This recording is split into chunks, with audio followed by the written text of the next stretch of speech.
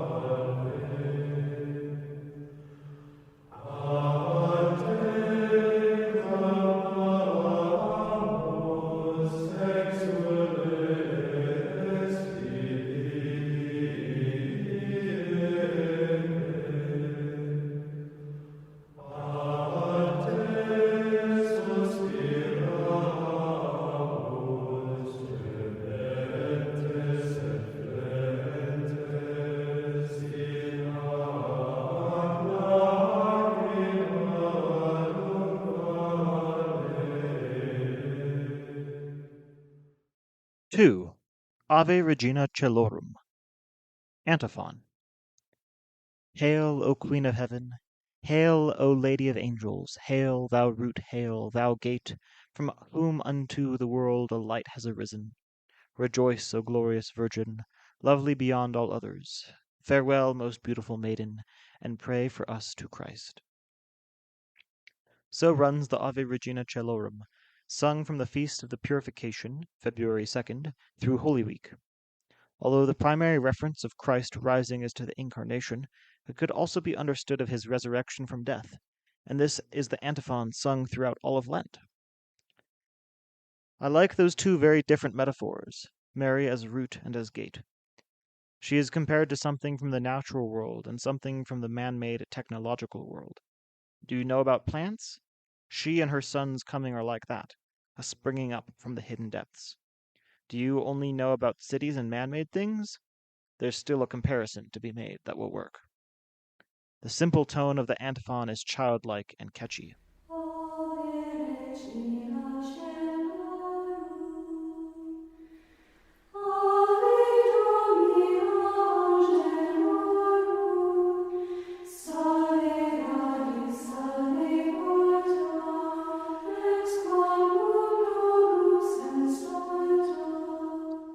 And here's the beautiful solemn tone.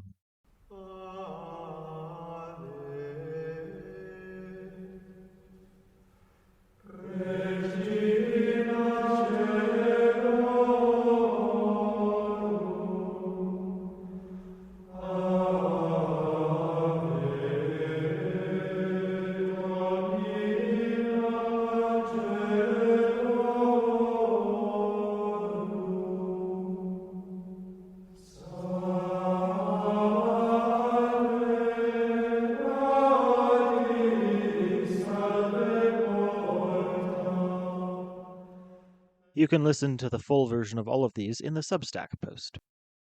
3. Regina Caeli, Antiphon. This is the Marian antiphon used during Eastertide. Its origins are unknown, but it too appears on the scene midway through the Middle Ages, first extant in a manuscript dating from circa 1200. According to the golden legend of the Italian Archbishop Jacobus de Voragine, the first 3 lines of the antiphon were heard being chanted by angels during a penitential procession in Rome in the time of Pope Gregory the Great, who then added the last line. This lovely story, which reinforces the traditional association of chant with Gregory the Great, is unlikely to be true, as is typical of much of the content of the golden legend, but no matter. The text is wonderful no matter where it comes from. Queen of heaven, rejoice, Alleluia. The Son you merited to bear, Alleluia, has risen as he said, Alleluia. Pray to God for us, Alleluia. Here is the beautiful solemn tone, sung by the Norbertines of St. Michael's Abbey in California. Regina Caeli,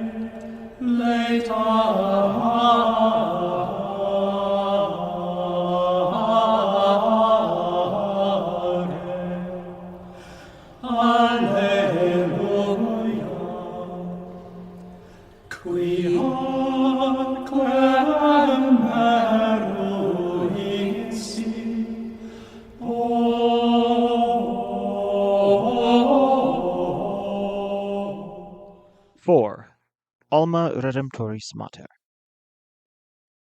There are 2 beautiful translations of this antiphon I'd like to share. Mother of Christ, hear thou thy people's cry, Star of the deep and portal of the sky, Mother of him who thee from nothing made, Sinking we strive and call to thee for aid.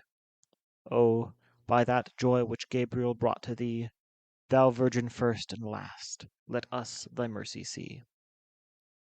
So goes the translation of Edward Caswall, a fellow Anglican convert and Oratorian confrere of John Henry Newman's. Newman renders the same Latin antiphon this way. Kindly Mother of the Redeemer, who art ever of heaven, the open gate, and the star of the sea, aid a fallen people, which is trying to rise again. Thou who didst give birth, while nature marveled how, to thy holy Creator, Virgin both before and after, from Gabriel's mouth accepting the all hail, be merciful towards sinners. The word Alma is a very rich word. It derives from the Proto-Indo-European for to grow, nourish, resulting in having as its primary senses nourishing, kind, propitious. Lewis and Short have nourishing, affording nourishment, cherishing, poetic epithet of Ceres, Venus, and other patron deities of the earth, of light, day, wine, etc. Hence, genial, restoring, reviving, kind, propitious, indulgent, bountiful, etc.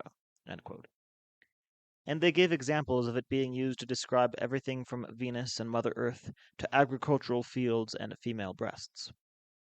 This puts me in mind of the artistic tradition of depicting Mary as the Virgo Lactans, or nursing virgin, the Alma Redemptoris Mater, nourishing, cherishing mother of the Redeemer, gives birth, milk, and all the rest, as Hopkins put it. I won't give all of the musical examples in the voiceover, but you can find links to all of these chants in the article itself. 5. Victimae Pascali Laudes, Sequence. The sequence is a musical and poetic form that was once very widespread throughout European liturgy. It is a poem in honor of a saint or mystery that usually falls after the Alleluia of the Mass, to prepare for the Gospel. Medieval and early Renaissance Catholics were accustomed to dozens more sequences than we have now in our traditional rites. The Tridentine Reform, ever conservative as Rome used to be, limited the sequences to the small series that were already used in the papal court liturgy, and as a result, many of the sequences of local rites were lost when the Roman Missal was freely adopted in those places. The Easter sequence Victimae Pascali Laudes, like many great works of art, has been attributed to quite an array of characters, including the 11th century Wippo of Burgundy, chaplain of the Holy Roman Emperor Conrad II, Notocor Balbolus, a monk of St. Gall in Switzerland, and Robert II of France, a French monarch, and Adam of St. Victor, a Parisian master of ceremonies and composer. The Victimae is a short sequence, made shorter by the fact that one anti-Semitic verse was excluded in the Tridentine Reform. More to be believed is truthful Mary by herself than the deceitful crowd of Jews, runs the excised verse. Here's the literal translation from Wikipedia. Let Christians offer sacrificial praises to the Passover victim. The Lamb has redeemed the sheep. The innocent Christ has reconciled sinners to the Father. Death and life contended in a spectacular battle. The dead leader of life reigns alive. Tell us, Mary, what did you see on the way? I saw the tomb of the living Christ and the glory of his rising, the angelic witnesses, the shroud, and the clothes. Christ, my hope, is arisen. He will go before his own, you, into Galilee. We know Christ is truly risen from the dead. On us, conqueror King, have mercy. Amen. Alleluia. Here is an excerpt of the chant from an Irish monastery. Victime Pascali Laudes, Imolent Christi Agnus redemit oves, Christus innocens patrum, reconciliavit peccatores, mors et vita lumen, conflix celebrando, dux vitae mortuus regnat vivus, ignomis Maria, quid vitis sepulchrum Christi viventis, et gloria Filii resurgentes. 6. Veni Sancte Spiritus, Sequence. 50 days after Easter falls the great solemnity of Pentecost, and it has its own sequence too, which is so beautiful that it has been called the Golden Sequence. We don't know for sure who wrote the text. Two likely 13th century candidates are Pope Innocent III and Stephen Langton, the Archbishop of Canterbury. Langton, incidentally, is most famous for being the one who, more or less successfully, divided up the books of the Bible into the system of chapters used by everyone today. It can be hard to believe that prior to the end of the 12th century there were no chapters. Verse numbers came even later, the 15th century for the Old Testament and the 16th century for the New. With light organ in the background, this recording of the Golden Sequence preserves the alternation between cantors and full choir.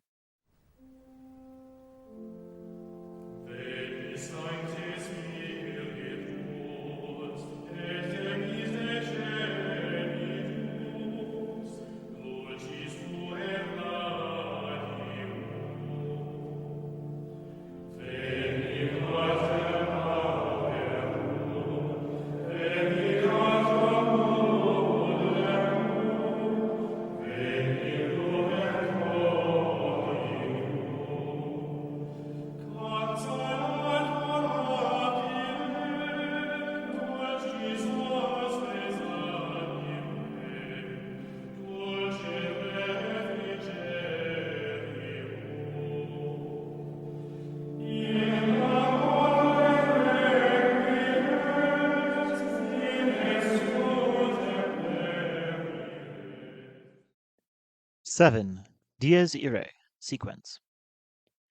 This is probably the best-known chant of the whole bunch, plastered all over the internet with masochistic-looking monks hunched in black hoods.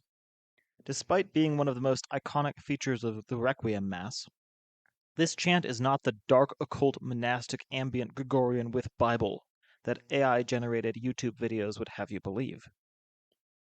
The catchy melody has worked its way into dozens of great pieces of classical music, and later into movie soundtracks. Star Wars, The Lion King, The Lord of the Rings, Frozen, and Dune, to name a few better-known ones.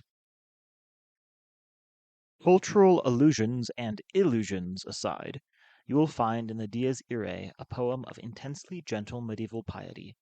Oscar Wilde objected to the focus on judgment, writing on hearing the Dies Irae sung in the Sistine Chapel, that he found the beauty in nature spoke more clearly of God than thundering. Quote, "Nay, Lord, not thus, white lilies in the spring, sad olive groves, or silver-breasted dove, teach me more clearly of thy life and love than terrors of red flame and thundering." End quote. I disagree with Mr. Wilde.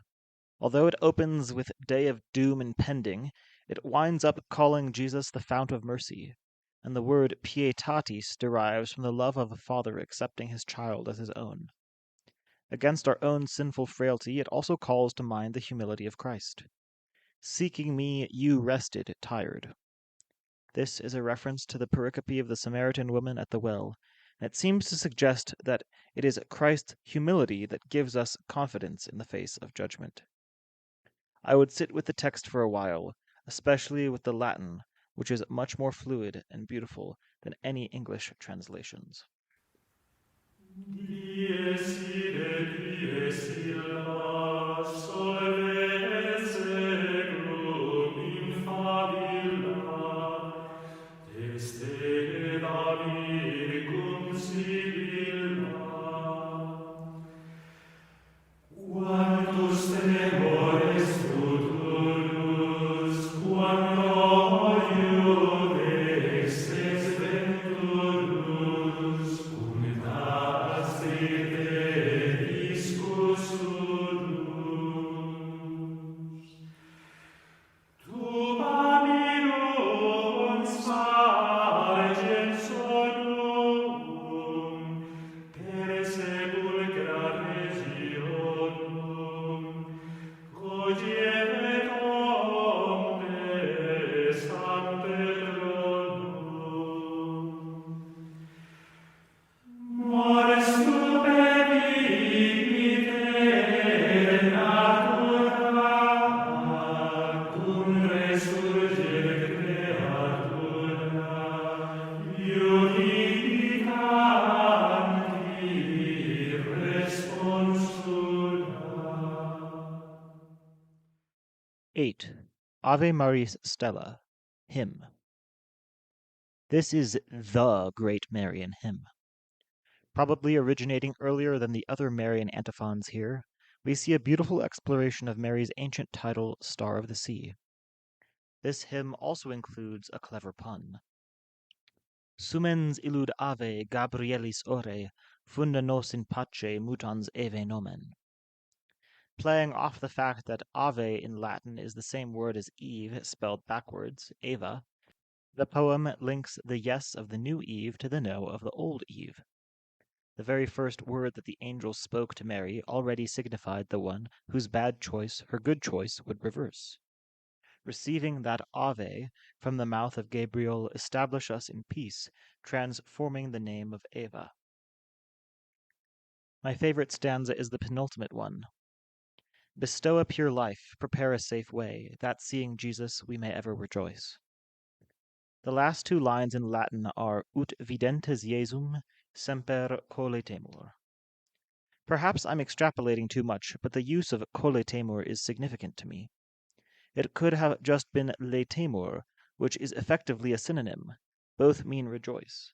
But coletemur sounds to me like it derives from co plus letare, with co being together.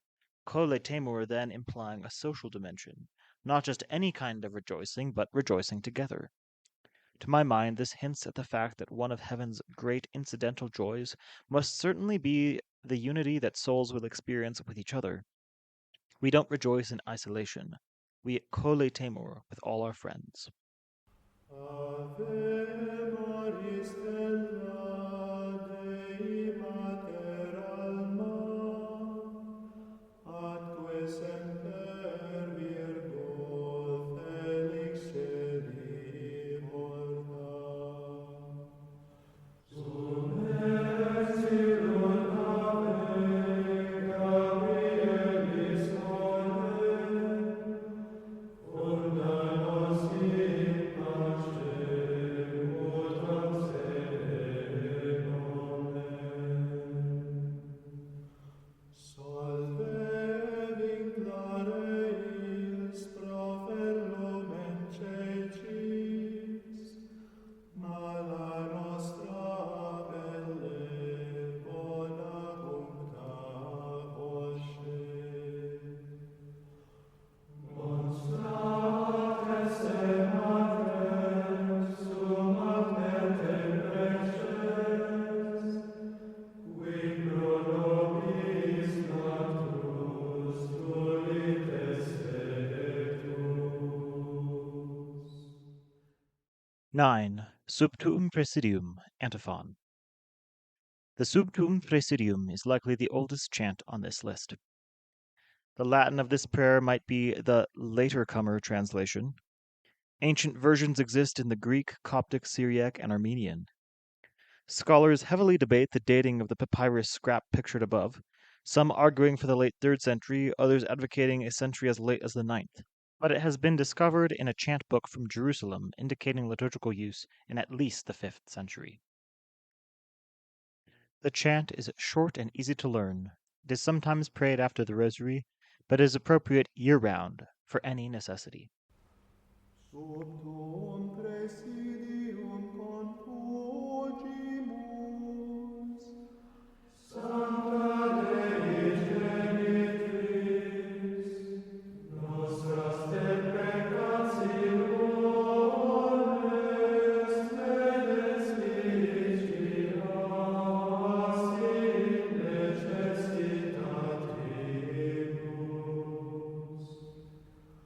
Sed aperibus contis libera nos semper, Virgo gloriosa et benedicta.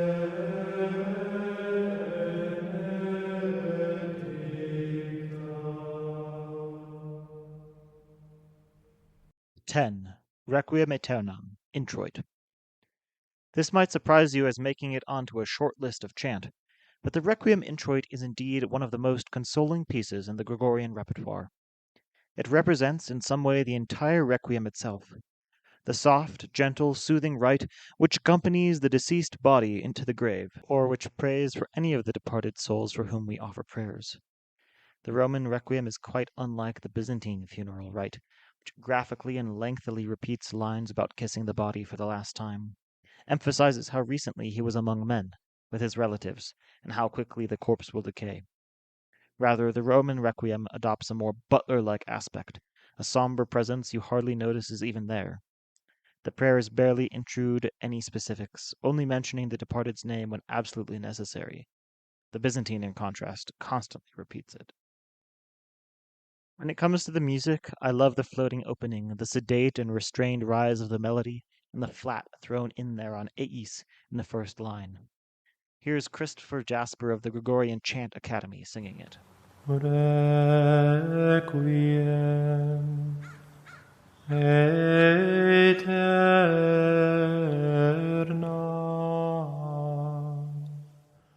dona eis Domine,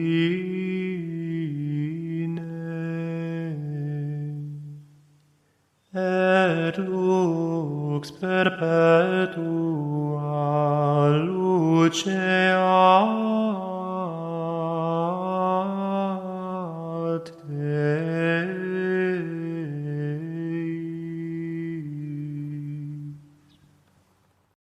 Final step.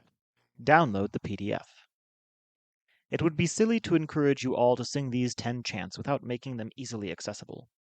All of them can be found in the free download below, crisp and easy to read, with the notation sourced from Gregobase.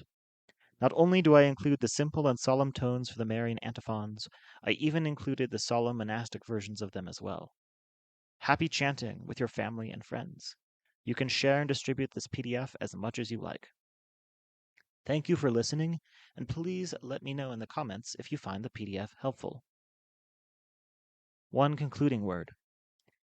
In consideration of the work that went into this article and the PDF preparation, please consider putting $5, $15, $25, or even $50 in my tip jar at buymecoffee.com.